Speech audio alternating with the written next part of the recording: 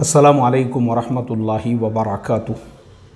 मोहतरम भाइयों, बुज़ुर्गों, दोस्तों, कल हमने चैनल पे एक वीडियो अपलोड किया था कि शेयर मार्केट में ट्रेडिंग करके वॉरेन बुफेट, राधा किशन दमानी, राकेश झुनझुनवाला और लाखों लोग कमा रहे हैं, तो आप क्यों नहीं कमा रहे हैं। उस वीडियो के नीचे बहुत सारे लोगों के कमेंट्स आए। बहुत से लोगों का सवाल ये था, उनको शेयर मार्केट ही नहीं समझता है वो क्या है। देखो, आज का ये जो वीडियो है, ऐसा एक वीडियो मैं ऑलरेडी चैनल पे अपलोड कर चुका हूँ पहले, तकरीबन आज से साल डेढ़ साल पहले, लेकिन वो है ज्वाइन बटन में। ये जो वीडियो है ये कॉमन है तमाम लोगों के लिए, मैं इसको ज्वाइन बटन में नहीं रखूँगा इंशाल्लाह। और ये वीडियो बनाने का मकसद देखो एक्चुअल में ये है, मैं जब शेयर मार्केट के वीडियोस चैनल पे डालता हूँ और ये बताता हूँ कि मैं इतने सालों से काम कर रहा हूँ, मेरी इतनी अर्निंग हो चुकी है, बहुत सारे लोग मेरे सामने पार्टनरशिप का प्रपोज़ल रखते हैं कि भाई हम इतना पैसा लगाते हैं, आप उसमें ट्रेड कीजिए, हमको भी नफ़ा दीजिए, आप भी लीजिए। तो देखो, मैं आपको बता देता हूँ, मेरा वो मिजाज, वो नेचर बिल्कुल नहीं है, बल्कि मैं उस नेचर का इंसान हूँ कि भाई मैं आपको भी सिखाता हूँ, आप खुद करो, अपना आप खुद करो। उसकी एक मोटी मिसाल, जैसे मिसाल के तौर पे एक मॉल है और वो मॉल के अंदर अगर कोई आदमी किसी एक आदमी से ये कहे कि भाई तुम पूरा क्या पूरा मॉल बनाओ, मॉल बनाने के बाद में उसमें जो है माल बेचो और हम लोगों को भी नफ़े में हिस्सा दो, तो एक इंसान तो वो होता है। लेकिन मैं जो है वो टाइप का इंसान नहीं हूँ, बल्कि मेरा नेचर ऐसा है कि भाई मॉल जो है पूरा क्या पूरा, वो बजाय मैं बनाने के बेटर ये है कि मैं आपको सबको उसमें एक एक दुकान दे देता हूँ। आप खुद वहाँ पे बैठो, आप खुद वहाँ पे तिजारत करो और वो हम आपको बताते हैं दुकान डालना कैसे है, तिजारत कैसे करना है, बिज़नेस कैसे करना है। इसलिए कि देखो, मेरा एक मिजाज है, अल्लाह के नबी सल्लल्लाहु अलैहि वसल्लम की वो जो हदीस है ना कि जो अपने लिए पसंद करो दूसरों के लिए भी वही पसंद करो, तो मेरा एक मिजाज है। मुझे खुशी होती है किसी इंसान ने नया मकान ख़रीदा, किसी इंसान ने तरक्की किया, किसी इंसान का ख़ुद का कारोबार सेट हो गया, कोई नौजवान अगर जॉब से लगा, मुझे पता चला ना, मुझे बड़ी खुशी होती है। और मैंने अपने ज़िंदगी में अल्हम्दुलिल्लाह, अल्लाह का करोड़ों दर्जे शुक्र है, सैकड़ों नौजवानों के जॉब्स का ज़रिया अल्लाह ने मुझे बनाया। मुझे तो क्या, मेरे बच्चों को भी बनाया। मेरे छोटे फर्जन ने 35 से ज़्यादा अपने रीफ़र पे नौजवानों को जॉब से लगाए, वो ख़ुद भी एक कंपनी में जॉब करते हैं। और बड़े जो फर्जंद है माशाल्लाह, उनकी तो अब ख़ुद की कंपनी सेट हो चुकी है, उनके पास खुद जो है बहुत सारे एम्प्लॉयज़ आज काम कर रहे हैं।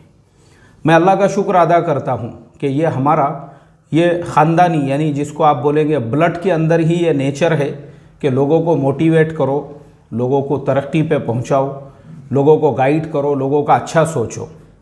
मैं अल्लाह का इस पे शुक्र अदा करता हूँ कि मेरी अपनी ज़िंदगी में मेरी वजह से मैंने किसी का रोज़गार ख़राब नहीं किया, किसी को नौकरी से नहीं निकालने लगाया, किसी को इमामत से हटाने नहीं लगाया साजिश और प्लानिंग करके। इसीलिए मैं आज जो इतना खुशहाल हूँ, खुशहाल दीन और दुनिया दोनों के एतबार से।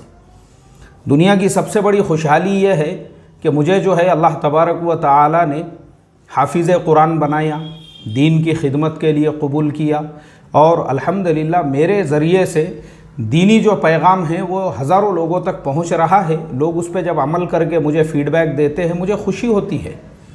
और दुनियावी लाइन से, दुनियावी एतबार से हम 50 लड़कों के साथ में ख़ुद जो है कंपनियों में गए हैं, वहाँ पे मैनेजर्स से हमने बातचीत की है, उनकी सिफारिशें की है, उनको लेकर गए, उनको जो है एडजस्ट कराया है। मैं शुक्र करता हूँ अल्लाह ताला का।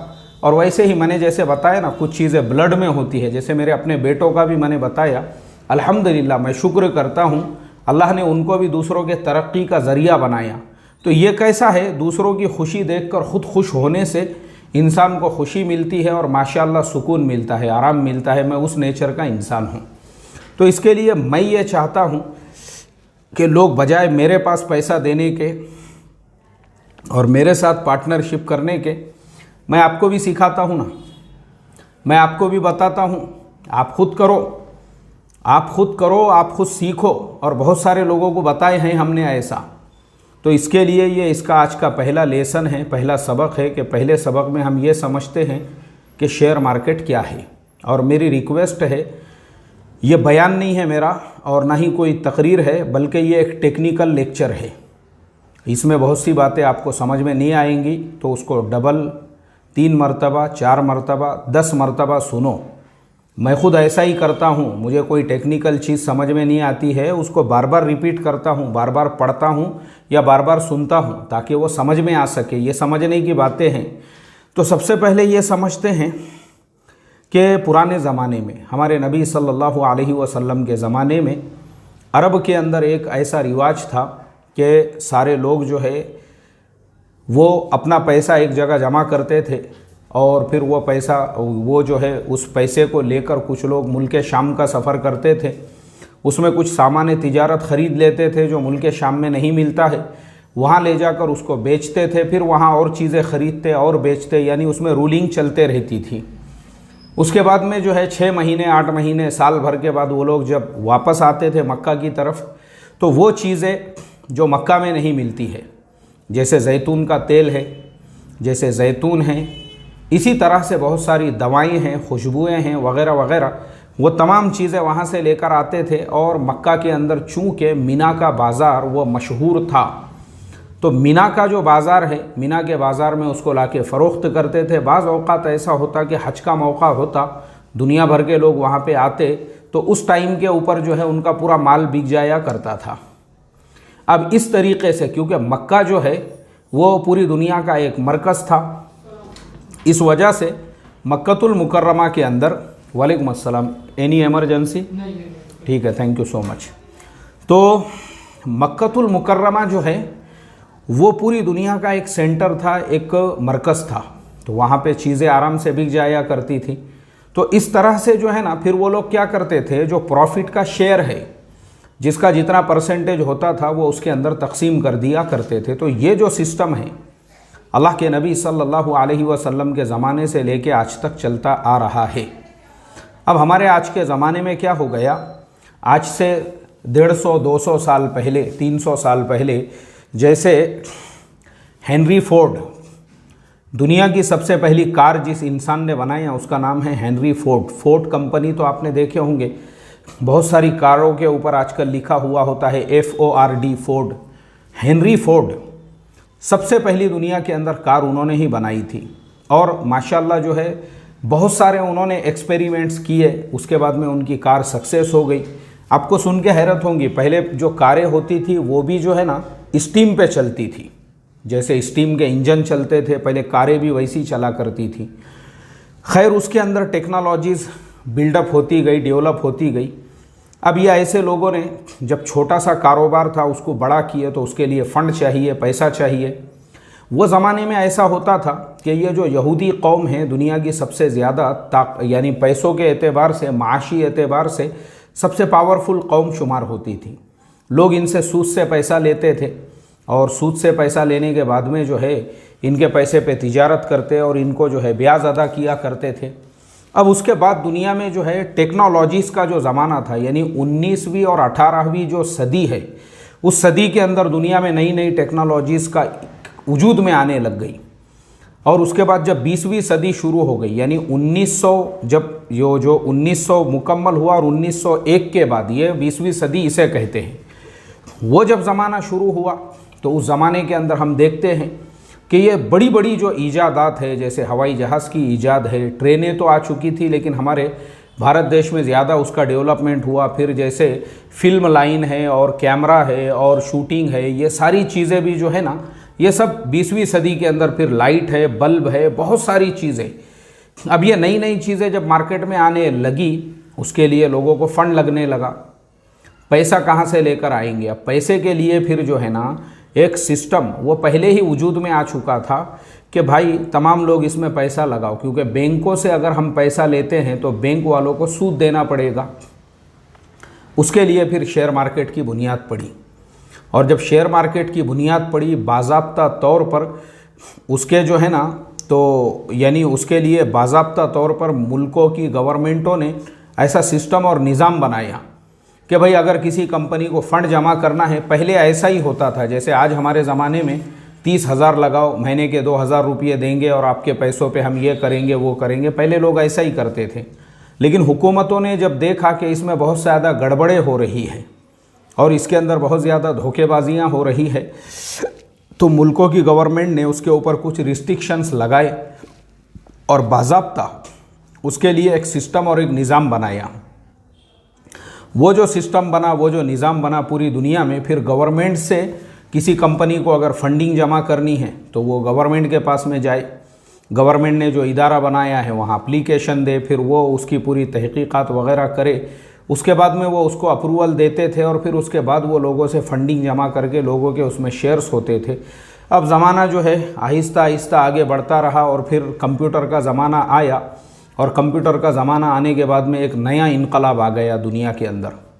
फिर दुनिया में ऐसा इनकलाब आ गया कि वो चीज़ें जो दुनिया में लोग जिन टेक्नोलॉजीज़ को जानते नहीं थे, अब तमाम लोग वो जानने लग गए हैं। जैसे शेयर मार्केट वगैरह के बारे में हमारे बचपन के अंदर जो है न्यूज़पेपर के आखिरी पेज के ऊपर ये सारी खबरें पढ़ने के लिए मिलती थी, तो किसी को समझता भी नहीं था कि भाई सेंसेक्स इतना ऊपर गया या इतना नीचे आ गया। अब जब कंप्यूटर का ज़माना आया तो तमाम लोगों को ये चीज़ें पता लगने लगी कि भाई शेयर मार्केट में आम लोग भी तिजारत और ट्रेडिंग कर सकते हैं। अब हमारे भारत देश के अंदर क्या हुआ कि गवर्नमेंट ने एक ऐसी अथॉरिटी बनाई है जिसे सेबी कहते हैं। सेबी जो है, सेबी क्या होती है? सेबी के बारे में मैं आपको बता दूं कि सेबी जो होती है इसे कहते हैं securities and exchange board of India. इसकी बुनियाद कब पड़ी थी? इसकी बुनियाद पड़ी थी 30 जनवरी। इसकी जो है ये इस्टेब्लिश हुआ था 12 अप्रैल 1988 को और उसको पावर मिला था 30 जनवरी 1992 को। यानी इस तरह से गवर्नमेंट ने जो है ना ये पूरा एक निज़ाम बनाया कि भाई शेयर मार्केट को आप कंट्रोल में करो, उसके ऊपर पूरी वॉच रखो, पूरी नज़र रखो। हर्षद मेहता का जो घोटाला हुआ उसके बाद में जो है सेबी ने पूरे शेयर मार्केट को अपने कंट्रोल के अंदर ले लिया। अब सेबी जो है इसके अंडर में पूरा शेयर मार्केट का निज़ाम, यानी गवर्नमेंट के अंडर में ये पूरा निज़ाम चलता है। इसीलिए सेबी ने जो है ना अपर सर्किट, लोअर सर्किट, ये सारी चीज़ें उसके अंदर लाई हुई हैं। खैर ये बहुत बात की चीज़ें हैं। अब हम आते हैं बेसिक चीज़ के ऊपर। अब हमारे यहाँ शेयर मार्केट कैसे काम करता है, जैसे अब हम मोटी मिसाल से शुरुआत करेंगे रिलायंस इंडस्ट्रीज़, क्योंकि रिलायंस इंडस्ट्रीज़ एक मशहूर और मारूफ नाम है। मुकेश अंबानी आज के ज़माने में, लेकिन उनके वालिद जो थे धीरू भाई अंबानी, वो यमन में एक पेट्रोल पंप के ऊपर काम किया करते थे यमन के अंदर। और वहीं पे उन्होंने ये सोचा और देखा कि भाई यमन जो है यहाँ पे ख़ुद कोई फैक्ट्री नहीं है, यहाँ पे ख़ुद का कोई कारखाना नहीं है, बल्कि यमन में जितना भी माल आता है अक्सर उसमें से इंडिया से ही आता है। कपड़े इंडिया से आते हैं, अनाज इंडिया से आता है, बहुत सारी चीज़ें। और वो जो ज़माना था वो कपड़ों का ज़माना था। यानी वो ज़माने में जो है ना, हमारे आज के ज़माने में क्या है, स्टेटस की जो चीज़ है वो है मोबाइल फ़ोन। जितना भारी मोबाइल रहेगा लोग उसको एक स्टेटस का ज़रिया समझते हैं। ज़माने बदलते रहते। एक ज़माना घड़ियों का था कि जिसके पास जितनी भारी घड़ी रहेगी लोग उसका उतना स्टेटस हाईटेक समझा करते थे। ऐसे ही वो जो ज़माना था वो कपड़ों का ज़माना था। लोग सादे सिंपल कपड़े पहनते थे, पट्टों के पैजामे रहते थे। आज के ज़माने में तो पट्टों के खाली चड्डे मिलते हैं, पैजामों का दौर तो ख़त्म हो गया। बहरहाल तो वो ज़माने में जो है कपड़ा यमन को जाता था इंडिया से। धीरू भाई अंबानी ने वहाँ के पूरे मार्केट पे गौर व फिक्र किया कि भाई यहाँ पे कपड़ा आता कहाँ से है और कपड़े को यहाँ पे हम कैसे भेज सकते हैं। वो इंडिया आए। इंडिया आने के बाद उन्होंने जो है सबसे पहली जो अपने बिज़नेस की शुरुआत की है वो उन्होंने कपड़े से की है। कपड़े का सबसे पहले उन्होंने कारोबार शुरू किया और यमन को जो है कपड़ा एक्सपोर्ट करने लगे। अब जब यमन को कपड़ा एक्सपोर्ट करने लगे तो उसके बाद में क्या हो गया कि कपड़ा जब एक्सपोर्ट करने लगे तो कपड़े के अंदर जो है उनको कपड़ा मिलने लगा बहुत महंगा। तो उन्होंने कहा कि भाई मैं जो है मेरे अपने ख़ुद की कपड़े की जो है कंपनी की बुनियाद जो है वो डालता हूँ। मैं अपने जो है ख़ुद के कपड़े की जो है बुनियाद डालता हूँ और कपड़े जो है वो हमारे अपने ख़ुद के जो है हमारे अपने ख़ुद के कपड़े जो है हम लोग बेचेंगे। तो इसके लिए धीरू भाई अंबानी जो है सबसे पहले उन्होंने वीमल कंपनी की बुनियाद डाले। देखो यहाँ पे मेरे सामने जो है ना ये सारे फिगर्स नज़र आ रहे हैं। जो वीमल है, वीमल आप लोगों ने देखे होंगे ना, विमल नाम का जो है एक ब्रांड मिलता है कंपनी के अंदर। पहले ज़माने में तो मशहूर और मारूफ था विमल के कपड़े वगैरह, लेकिन धीरू भाई अंबानी ने जो है उसकी ख़ुद की बुनियाद डाले उन्होंने, और वो बुनियाद डालने के बाद वो उस कपड़े को जो है ख़ुद ही बनाने लगे। तो उनके पास में उतना जो है कैपिटल नहीं था, उन्होंने लोगों से सूद से पैसे लिए, लोगों से सूद से कर्ज़ लिए, और उसी के ऊपर वो अपना कपड़े का कारोबार कर रहे थे। अब उनके जहन में ये कंसेप्ट आया कि भाई कपड़े का तो कारोबार चल रहा है, इसको और बड़ा करते हैं। तो उनके माइंड में आया कि चलो हम क्रूड ऑयल ख़रीदते हैं अरब देशों से, खाड़ी देशों से, और इंडिया में लाकर जो है उसको रिफ़ाइन करते हैं, तो यहाँ पे हम उसको और ज़्यादा अच्छी कीमत में बेच सकते हैं। अब वो ज़माने में क्रूड ऑयल वगैरह ये सब ऑनलाइन ट्रेडिंग में नहीं आए हुए थे, इतना जो ज़्यादा लोगों को उसके बारे में पता नहीं था। उसके लिए उनको फ़ंड की ज़रूरत पड़ी। तो उन्होंने क्या किए, उन्होंने जो है वो फ़ंड जुटाने के लिए फिर अब वो सेबी के पास में गए। यानी उस ज़माने में जो NSE BSE के अंदर जो भी उस ज़माने का सिस्टम था, उस एतबार से उन्होंने उसको फॉलो किया, क्योंकि उस ज़माने के अंदर इंडिया में ब्रांड जो है वो सिर्फ टाटा का था। पूरे इंडिया में हर चीज़ जो है वो टाटा की चलती थी, टाटा सबसे बड़ा ब्रांड हुआ करता था। अब धीरू भाई अंबानी तो अभी पैदा हो रहे थे, इसलिए उनको बड़ी दुश्वारियाँ आई। जो उनका IPO इनिशियल पब्लिक ऑफ़र जब मार्केट में आया, उसकी कीमत सिर्फ 10 रुपये थी, लेकिन उसको कोई ख़रीदने तैयार नहीं था। तो उन्होंने घर घर जाके लोगों को वो बेचा। उन्होंने कहा कि देखो, मैं अगर बैंक से लोन लेता हूँ तो 18% बैंक का इंटरेस्ट है, फिर उसके ऊपर गवर्नमेंट के टैक्सेस वगैरह मिला के वो होता है 25%। यानी अगर आपने 1 करोड़ रुपये लोन लिया है तो आपको 25 लाख रुपये ऊपर जो है ना वो सूद और गवर्नमेंट का टैक्स इस तरह से भरना है। तो उन्होंने लोगों से ये कहा कि बजाय वो 25% सूद भरने के, तुम लोग मेरे कंपनी के अंदर पार्टनर बन जाओ, शरीक हो जाओ, जो जितने शेयर्स खरीदेगा वो उतने का पार्टनर बनेगा। इस तरीके से उन्होंने अपना जो 10 रुपये वाला शेयर था, लोगों को घर घर जाके वो बेचते रहे। किसी ने 1000 ख़रीदा, किसी ने 5000 ख़रीदा। जैसे जैसे लोगों को पता था कि भाई ये इंसान जो है एक यमन के अंदर पेट्रोल पंप पे काम करने वाला, इस इंसान ने अपने मुल्क में आके कपड़े के कारोबार को अच्छे तरह से सेट किया, कपड़े की कंपनी ये कामयाब तरीके से चला रहा है, तो उम्मीद की जा सकती है कि रिफ़ाइनरी जो है उसको भी अच्छे ढंग से ये आदमी चलाएगा। अब जिस ज़माने के अंदर उन्होंने जो है रिलायंस इंडस्ट्रीज़ की बुनियाद डाले, तो उस टाइम पे जो है उन्होंने वो पूरे शेयर्स जो पब्लिक ऑफ़र उन्होंने निकाला था, वो पूरा क्या पूरा जो है उनका पब्लिक ऑफ़र जो है, वो पब्लिक ऑफ़र जो है उनका वो बिक गया वो। और वो जब पूरी तरह से उनका पब्लिक ऑफ़र जब बिक गया, तो वो बिकने के बाद में फिर क्या हो गया कि जी उन्होंने जो है ना, देखो मेरे सामने ये सारे फिगर्स यहाँ पे बता रहा है कि उन्होंने रिलायंस इंडस्ट्रीज़ की जो है पब्लिक कंपनी उसको बनाया था 1977 में। तो 1977 के अंदर जो है, यानी 1977 की ये बात है, यानी मेरे पैदाइश से पहले का भी ये वाक़या है। तो बहरहाल धीरू भाई अंबानी ने जो है इस तरीके से जब अपना पब्लिक ऑफ़र निकाला, लोगों ने उसको अच्छे से रिस्पॉन्ड किया। उसके बाद में जिन जिन लोगों ने उस कंपनी के अंदर भागीदारी ख़रीदी थी, तो जिन लोगों ने उस ज़माने के अंदर देखिए जिन लोगों ने जो है ना उस ज़माने में 1000 शेयर ख़रीदे थे, तो आज जो है उसका वैल्यू कितना है मैं आपको बता देता हूँ। जी, जो रिलायंस का शेयर है, उन्होंने उस ज़माने के अंदर यानी 1977 में अगर किसी ने रिलायंस में 1000 रुपये डाले थे उसके IPO के अंदर, तो उसका जो वर्थ है 2017 में वो 2 करोड़ 1 लाख रुपये हो गया था। यानी इस तरीके से जो है उसके इसमें जो है इतना ज़्यादा ग्रोथ हो गया, इतना ज़्यादा उसने कमा लिया। तो इस तरह से आप अंदाज़ा लगा सकते हैं, यानी 1977 के जो 1000 रुपये थे वो 2017 आते आते कितने के हो गए, वो 2017 यानी 40 साल के अंदर जो है वो 2 करोड़ 1 लाख रुपये बन चुके थे। इस तरीके से जो है उसने उसके अंदर शेयर के अंदर जो है इतना ज़्यादा ग्रोथ हुआ। अच्छा, इतने सालों में जो कंपनी ने डिविडेंड दिया, अब डिविडेंड क्या होता है वो मैं आपको बताता हूँ।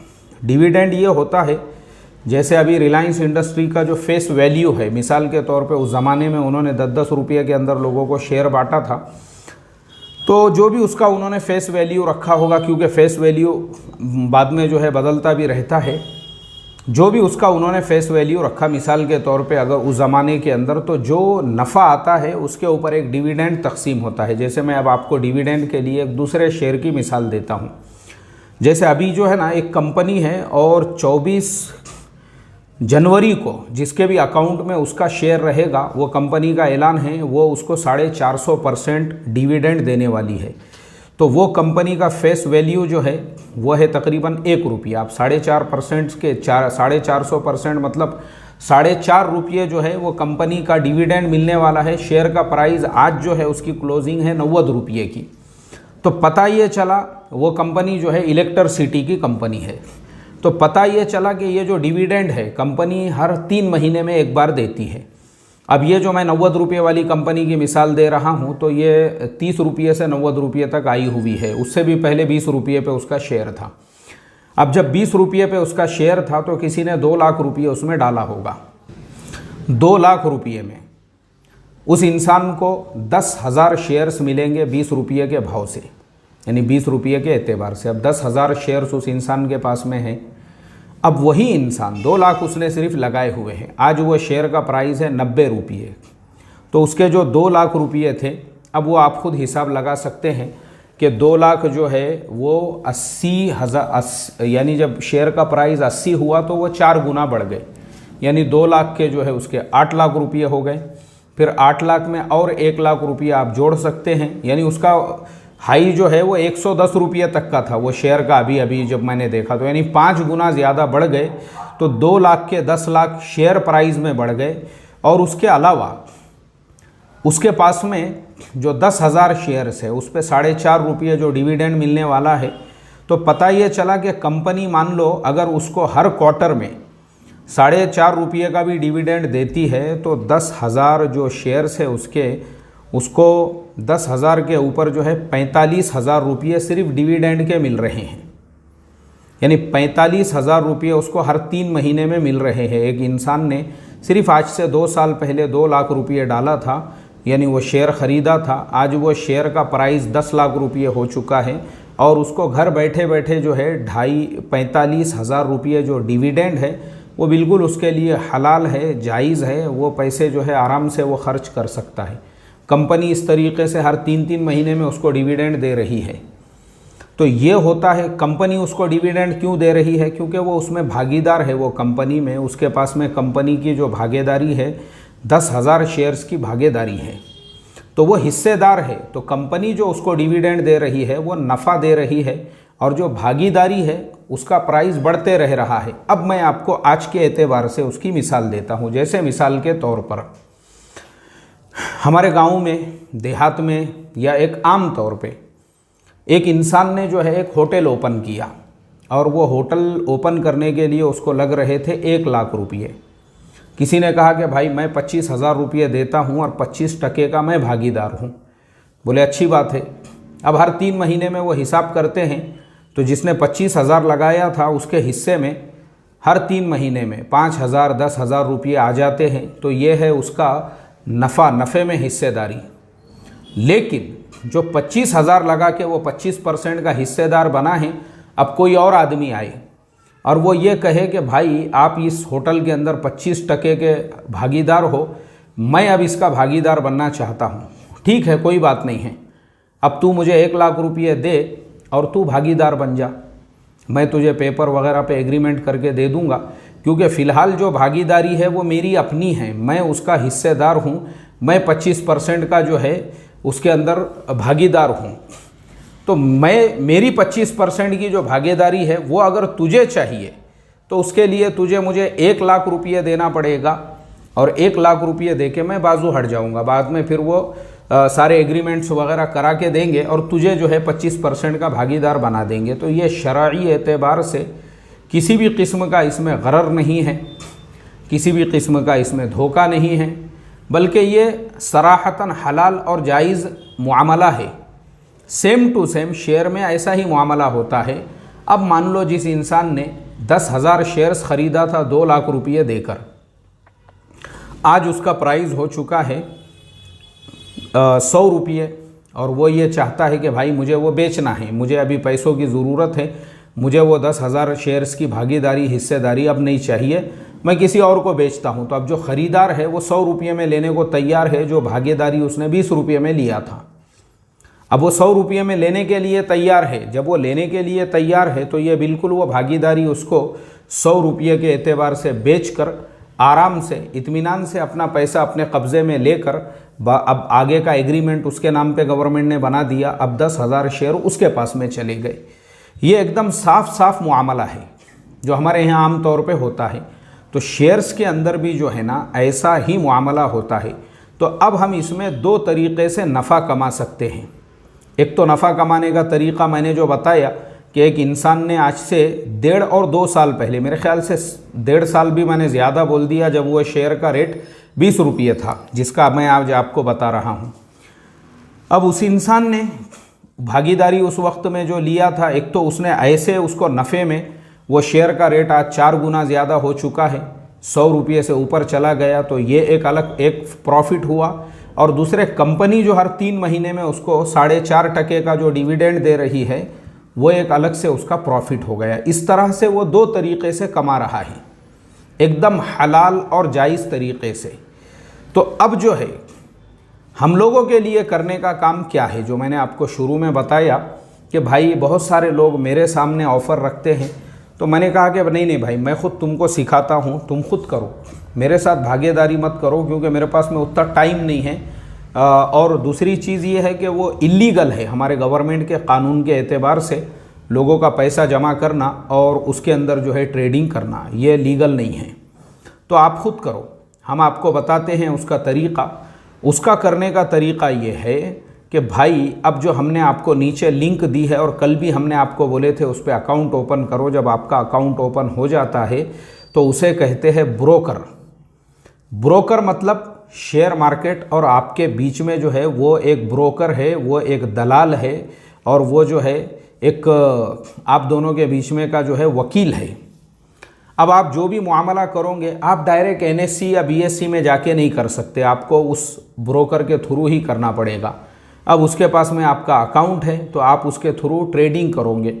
अब आपको कुछ भी नहीं समझता उसके बारे में, तो जब आपको कुछ नहीं समझता है तो मैं आप तमाम लोगों से ये रिक्वेस्ट और दरख्वास्त करूँगा कि शुरू में आप सिर्फ उसके अंदर 5,000, 10,000 यानी छोटे से छोटा अमाउंट उसके अंदर डालकर सिर्फ पहले सीखिए उसको, ये समझ के कि ये 5,000 रुपये मेरे सीखने की फ़ीस है।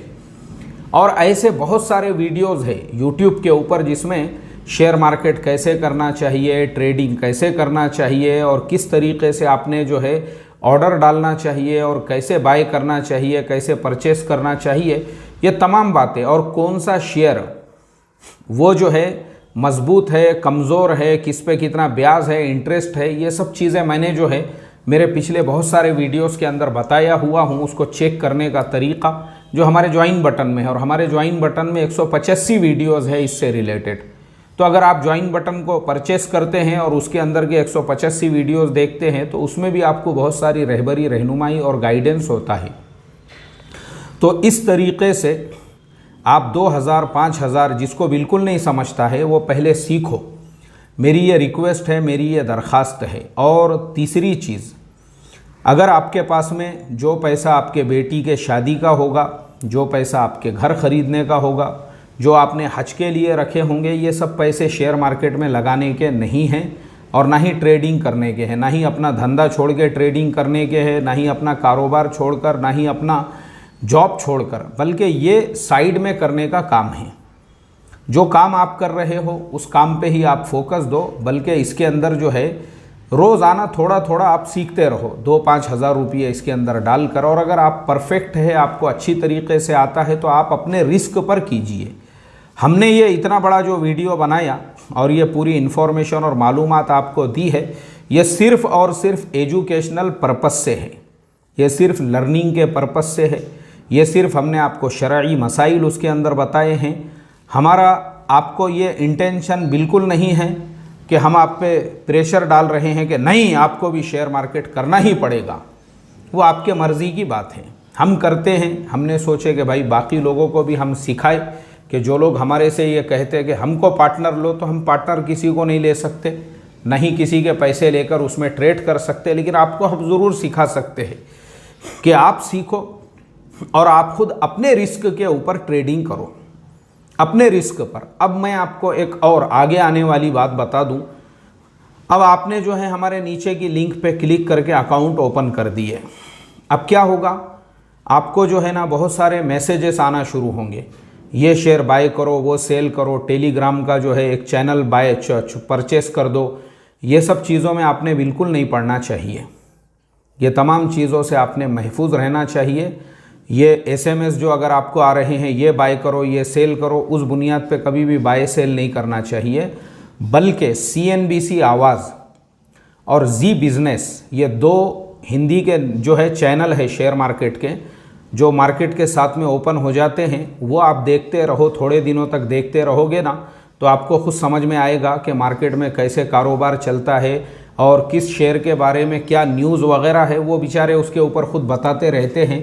जो अनिल सिंघवी वगैरह जो है ना, उसके मैनेजिंग एडिटर वगैरह, वो माशाल्लाह बहुत इत्मीनान बख्श इन्फॉर्मेशन और मालूमात देते हैं। यानी अनिल सिंघवी जो है, मैंने जितने भी एनालिसिस करने वाले देखा हूँ, मैं उनको 10 में से 10 नंबर दूंगा।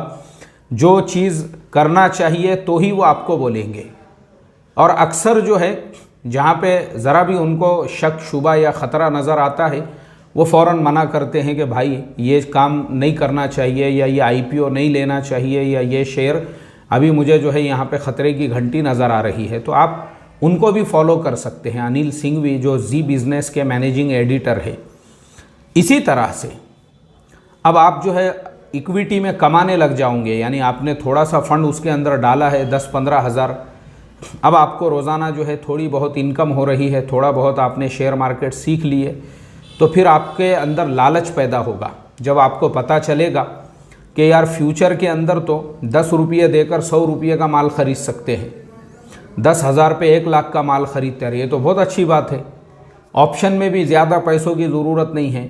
तो आप ये चक्करों में अगर पड़ते हैं तो ये बिल्कुल हराम है, नाजायज़ है, क्योंकि वो जुआ है और वो गरर है और वो धोखा है, और शरई एतबार से आपके लिए बिल्कुल भी जायज़ और हलाल नहीं है।